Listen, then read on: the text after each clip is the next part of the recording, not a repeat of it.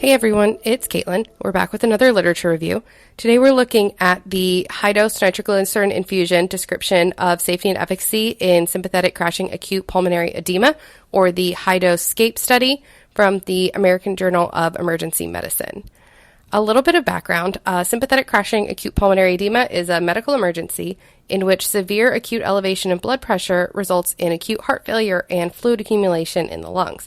Without prompt treatment, this often progresses rapidly to respiratory failure requiring intubation.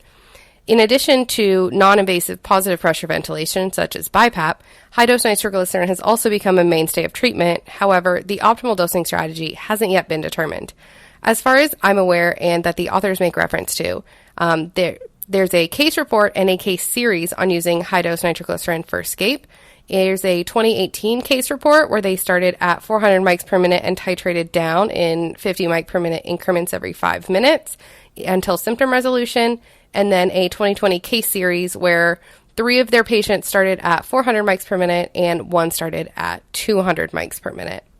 So this study, which is a retrospective chart review in an adult ED within a large tertiary care academic medical center, looked at all of their SCAPE patients who received nitroglycerin at rates of at least 100 mics per minute in the first hour of infusion. That's how they defined their high dose.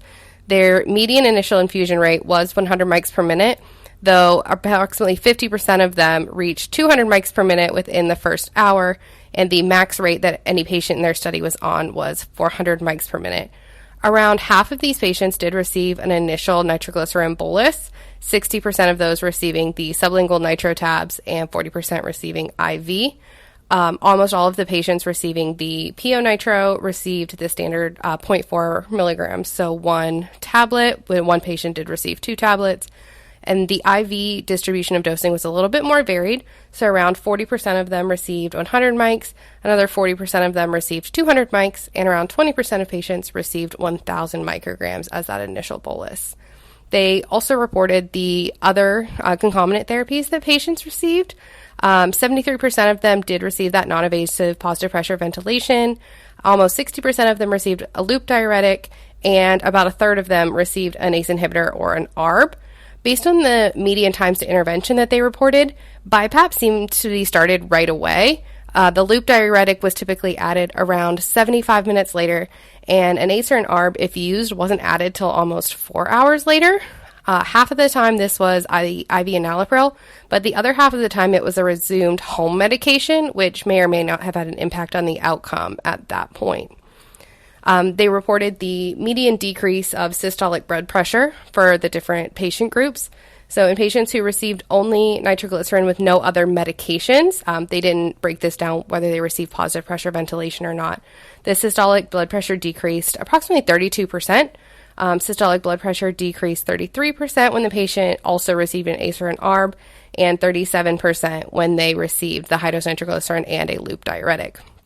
The authors also looked at unfavorable outcomes, which they defined as intubation, hypotension, or acute kidney injury within 48 hours. 31 patients in this study experienced an unfavorable outcome. 21% of patients required intubation, 4% of patients became hypotensive with a systolic blood pressure of less than 90, and 13% of patients developed an AKI. They did note that they had a higher intubation rate, that 20% of patients, than other studies looking at SCAPE patients. However, their overall rates of ICU and hospital length of stay were actually lower, which I thought was interesting. They also noted that the average initial baseline systolic blood pressure was higher than other studies, which could suggest that their patient population was sicker or had more severe SCAPE, which could also help explain that higher intubation rate. They noted that patients who experienced an unfavorable outcome were more likely to have received higher doses of nitro, which was the patients who received at least 200 mics per minute than those who didn't. But they also noticed that these patients had a significantly lower oxygen saturation at presentation, which suggests that this may be indicative of these patients being sicker at baseline rather than an adverse effect or a consequence of receiving that higher dose of nitroglycerin. Overall, these authors note that this is the largest study to date describing the use of high-dose nitroglycerin for the management of SCAPE.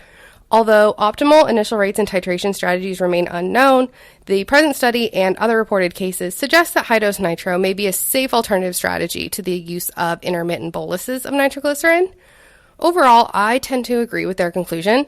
This is a retrospective chart review with all of the inherent limitations that entails, which I'm not going to go over right now. We, for the most part, understand what those are, but I do think their data is good. I'm glad to see that something that's coming out that's more pragmatic and a little bit more approachable when it comes to high-dose nitro in practice. So I know at my facility specifically, I do have a couple of docs that use high-dose nitro, but not everyone is on board yet. That 400 mics per minute that they used in a lot of the case reports is intimidating to some of my physicians that haven't done it before, and they're not necessarily super comfortable with it.